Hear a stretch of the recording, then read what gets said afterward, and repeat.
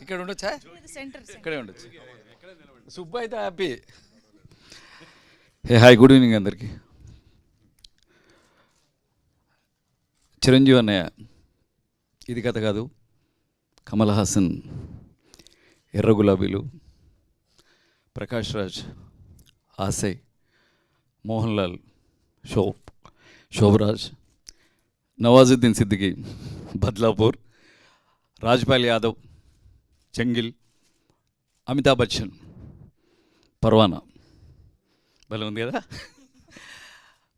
అందరూ great actors, but అందరూ మంచి యాక్టర్స్, బట్ వాళ్ళకి ఒక ఛాలెంజింగ్ రోల్ వచ్చినప్పుడు డోర్స్ ఓపెన్ అవుతాయి.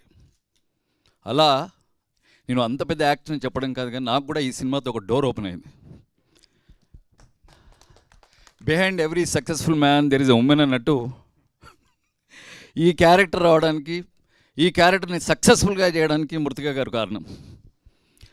అండ్ ఆ పర్వానా డైరెక్టర్ బహుశా తెలిసి ఉంటుంది, జ్యోతి సంజయ్ పేరులోనే లేడీ ఉందంటే 100% లేడీ డైరెక్ట్ చేసిందంటే ఈ క్యారెక్టర్ నాకు డెఫినెట్గా పేరు వస్తుంది.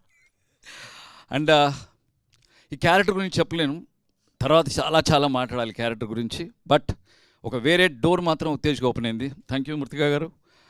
అండ్ నాకు మాతృ సంస్థ అన్నపూర్ణ స్టూడియో అయితే, పితృ సంస్థ అనొచ్చా ఈటీవీ, ఉషా కిరణ్.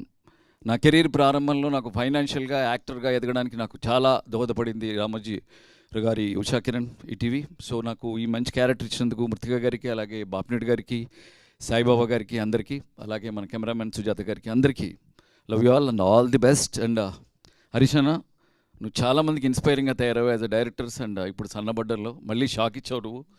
నాకు తెలిసి ఒక మూసగా వస్తున్న కొన్ని సినిమాల నుంచి కమింగ్ టైంలో బెస్ట్ ఫిలిమ్స్ నాకు తెలిసి హరీష్ శంకర్ నుంచి వస్తాయి.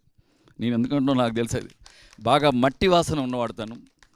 సో అలాగే కో యాక్టర్స్ అందరూ శ్రీరామ్, రితికా సింగ్ వీళ్ళందరితో యాక్ట్ చేసినందుకు నాకు చాలా సంతోషంగా ఉంది. Love you all. Thank you so much. Subbaraj గారు ఇప్పుడు మాట్లాడతారు.